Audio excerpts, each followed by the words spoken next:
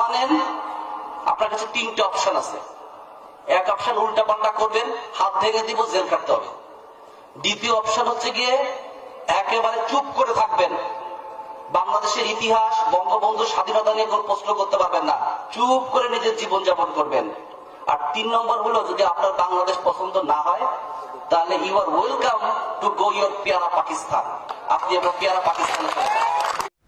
আমি কুষ্টিয়াতে এসপি সাহেব আমারে ডাক দিয়েছি, আমারে ডাক দিয়ে বলছে, হুজুর কুষ্টিয়া জেলায় আপনাকে আমি কোরআনের কথা বলতে দেই না, কেন জানেন?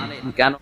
কিন্তু আপনি যখন মরবেন তখন দেখবেন আপনার সন্তানরা এসে আমারে বলবে, হুজুর কোরআন শরীফ পড়িতে। ইব্রাহিম নবীর সন্তান ইসমাইল কি পরিশুদ্ধ সন্তান না?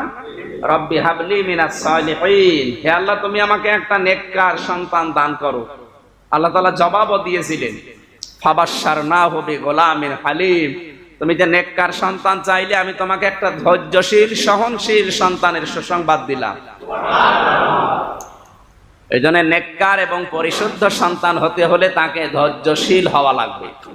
আর এই সন্তান বলতে শুধুমাত্র যে যাকে জন্ম দিলেন এই সন্তানই না, তার প্রমাণ হচ্ছে এই যে কাশেম ভাই, উনি যদি বিবাহের 1 মাস পরে বিদেশে চলে যায়, 10 বছর পর দেশে আসতেছে, সন্তান হয়েছে বিবাহের 2 মাস পরে, কতদিন? 10 মাস 10 দিন পরে। তো উনি কি দেখেছে? ওনার ছেলে ওনারে দেখেছে? এখন বয়স কত? 10 বছর। এখন ওনার স্ত্রী যদি বলে চল বিমানবন্দরে তোর বাবা আসতেছে, উনি বলবে ওর তো জন্ম দিয়েছে আমারে, ওরা তো দেখেই নি, এ বললে কি হবে?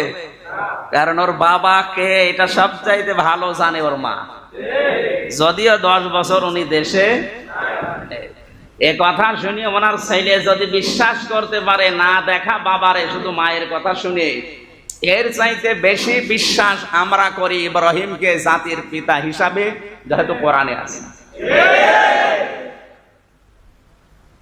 আমি কুষ্টিয়াতে এসপি সাহেব আমারে ডাক দিয়েছি, আমারে ডাক দিয়ে বলছে, হুজুর কুষ্টিয়া জেলায় আপনাকে আমি কোরআনের কথা বলতে দেই না, কেন জানেন? কেন? আপনি জাতির পিতা বঙ্গবন্ধুকে মানেন না, এই কারণে। একটা কথা হইল, আপনি একটা এসপি, জাতির পিতা আমি বঙ্গবন্ধুকে মানি না, বিষয়টা তো এমন না, উনি বাঙালি জাতির পিতা। কিন্তু মুসলিম জাতির পিতা হিসাবে আল্লাহর ঘোষণা হচ্ছে, এটা কি বানানো না কোরআনে আছে? সূরা হজের 78 নম্বর আয়াতও পড়ে আমি বললাম, আমি বলেছি আয়াতটা ছিল মিল্লাতা আবিকুম ইব্রাহিম হুয়া সাম্মাকুমুল মুসলিমিন। এখানে কিন্তু মিল্লাতা আবিকানা কুম, যে তোমাদের জাতির পিতা, মুসলিম জাতির পিতা সে হচ্ছে ইব্রাহিম আলাইহিস সালাম, কারণ তিনি তোমাদের নাম মুসলমান রেখেছেন। এখানে হুয়ার ফাইল হয় আল্লাহ অথবা ইব্রাহিম, কোন মুফাসসিরুন ইকরাম এখানে ফাইল হওয়ার ফাইল ইব্রাহিম নবীকে ধরেছে, কারণ মুসলিম এই শব্দটা নাম দিয়েছে ইব্রাহিম নবী আলাইহিস সালাম। তাহলে আমাদের নাম যে মুসলিম, এ নাম দিয়েছে কে? কারণ সন্তানের নাম রাখে বিশেষ করে বাবা। আমাদের সন্তান, আমরা যেহেতু সন্তান তার, আমাদের নাম রেখেছে কে? ইব্রাহিম। কে? আমাদের পিতা যিনি। তাহলে মুসলিম জাতির পিতা তো আমি কোরআনে বর্ণিত এই আয়াত অনুযায়ী তাকেই মানি। এরপরে শেষ পর্যন্ত বলে দিল, না আমি আপনাকে কোরআনের কথা অন্তত এই জেলায় যতদিন আসি বলতে দেব না। না দেন, আমি আর কি জোর করে কিছু করা যাবে? আপনি ক্ষমতায় আছেন, না দেন।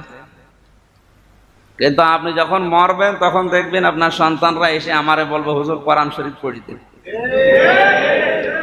ওই সময় কোরআন পড়লে কিন্তু আপনার শাস্তি আরো বেড়ে যাবে।